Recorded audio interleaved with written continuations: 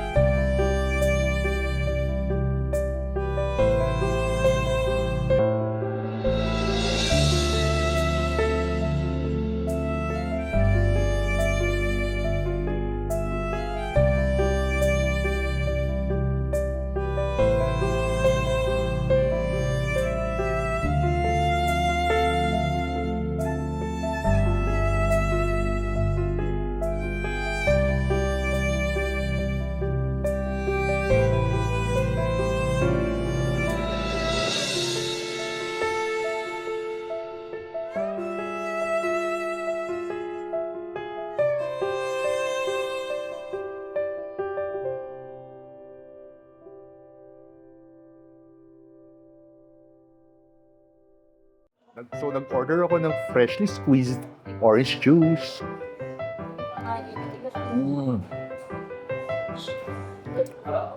Iba talaga pag fresh yung orange. And then yung straw, steel straw. Unahin ko itong bread.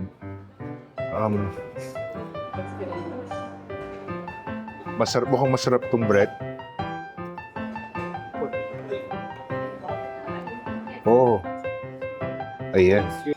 Amoy ko nga ito. Ang bango ng bread. Grabe. And it's soft. The bread is soft. So, try nga natin with, I think this is butter. And then the other one is the jam.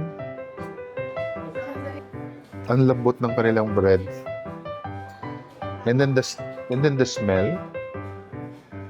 Grabe. Ang bango.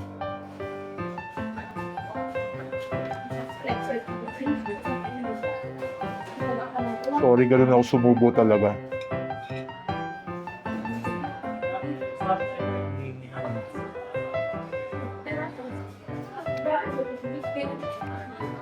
Subukan ko naman. Ano kaya ito?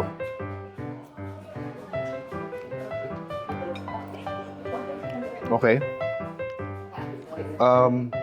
This is the chili jam. chili jam. So, this is something new for me. Tingnan natin kung how chili is the chili. Mmm. Mmm. Yung aroma ng chili na naamoy ko, pati sa loob pagsubo ko, yung chili niya talagang umiikot sa mouth ko. The spice is just right. Something different. I must try to. Kakaiba yung chili jam, no? Pero sarap din tong freshly squeezed orange juice.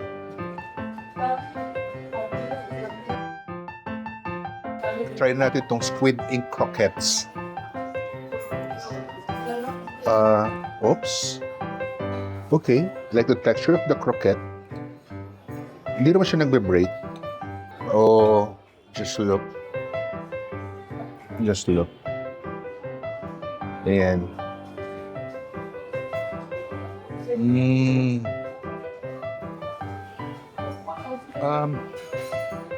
I can smell. Hindi ko alam kung smells fishy in a good way. Pero let's give it a try. Kasi squid nga eh, di ba? Squid. So squid's seafood smell.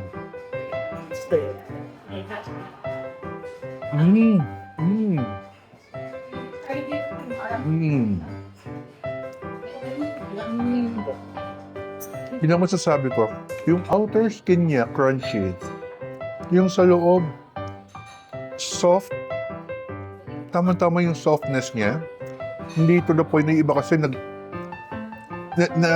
alam mo yun, nag-squeeze. But ito yung softness niya is tama-tama lang. Ang sarap.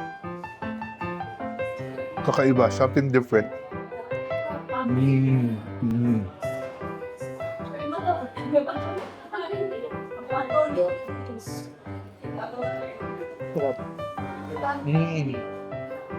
Grabe sarap. Next is the gin-cured salmon. Gin-cured salmon confit tomato. Tomato, braised daikon, and mustard emulsion.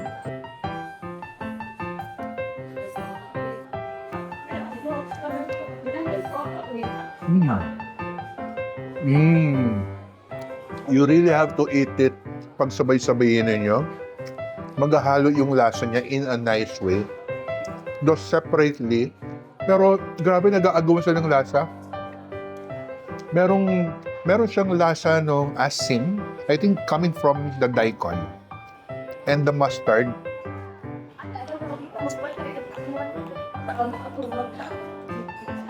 Ayan.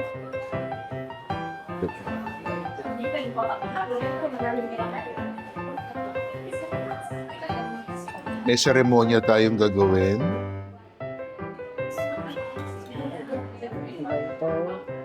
Grabe.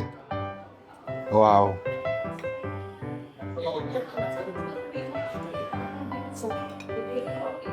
Ito siya ulit.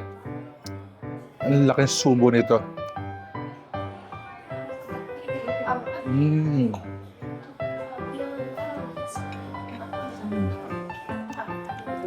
Very refreshing tong gin-cured salmon. Try ko naman tong cauliflower salad. Noong una akala ko parang grated coconut yung texture. And then meron siyang the brown one, the sauce. The green one. Ano kaya tong green? I think ito yung walnut. Yeah. I can taste the parmesan.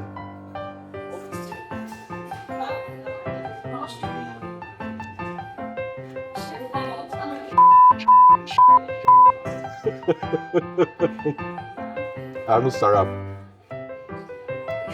And then ito yung mint. Ay, hindi. Meron sa ilalim. Meron sa ilalim. Ano kaya ito?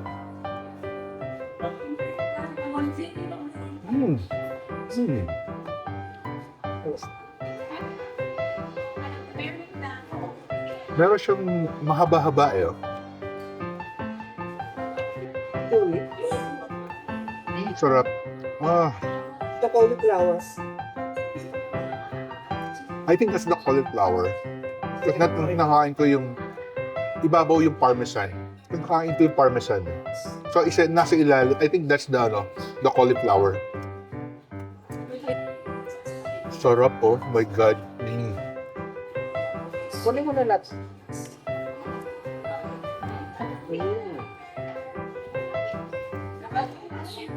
Grabe yung asim niya.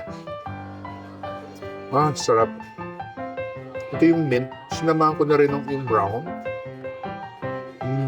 And then I'll try naman I will try the mashed potato.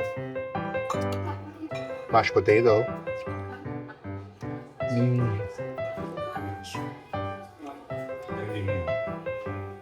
Ang soft ng mashed potato.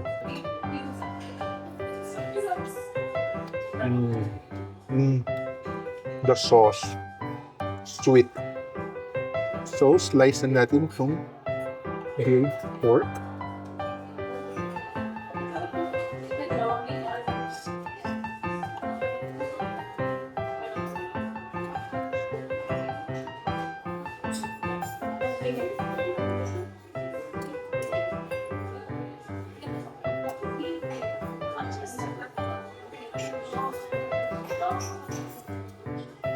So, this is the confit pork belly.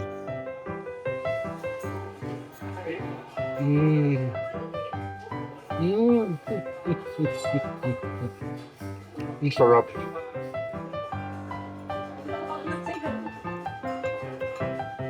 Pwede ba nga mag-order ng kanin? Bawal ata. Bawal ba? Ilabas mo nga yung kaldero dyan.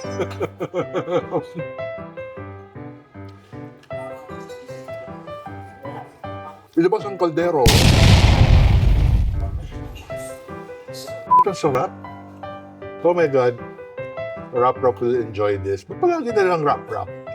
Toby will love this. Next is the grilled kurobuta. Ang grilled kurobuta na is already sliced. So,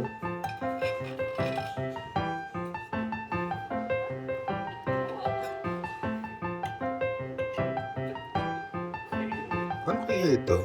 I got curious. Medyo crunchy. Crunchy siya. The grilled. So, this is the next, the grilled kurobuta.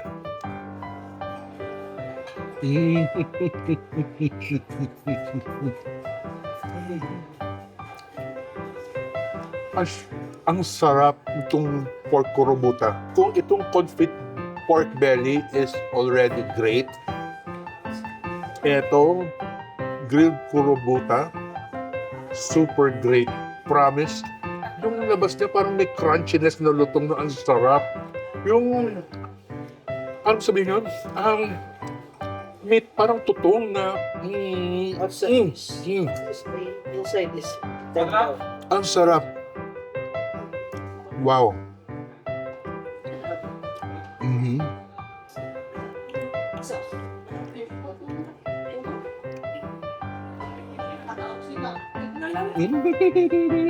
Ang sarap talaga nito.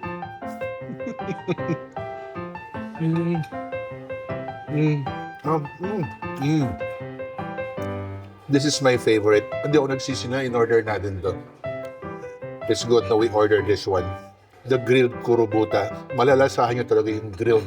Pagka-grilled niya.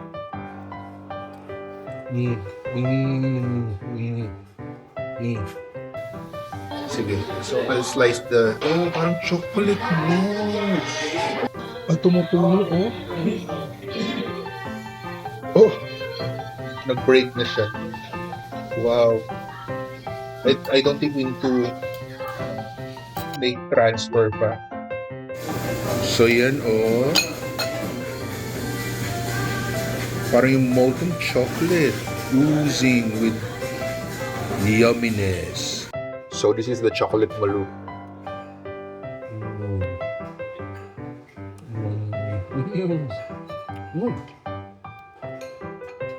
Medyo warm yung sa loob. Sarap. The chocolate mousse is perfect.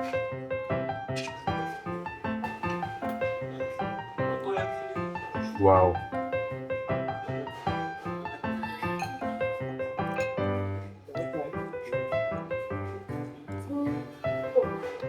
Mm. Mm. Then try ko yung milk foam.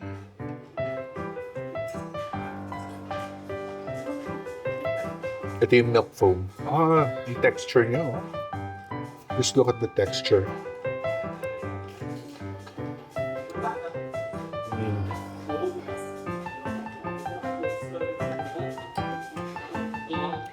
And, of course, the vanilla ice cream. Mm. Mm.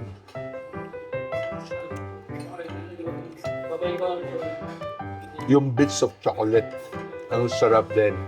Nagko-complement sa ice cream.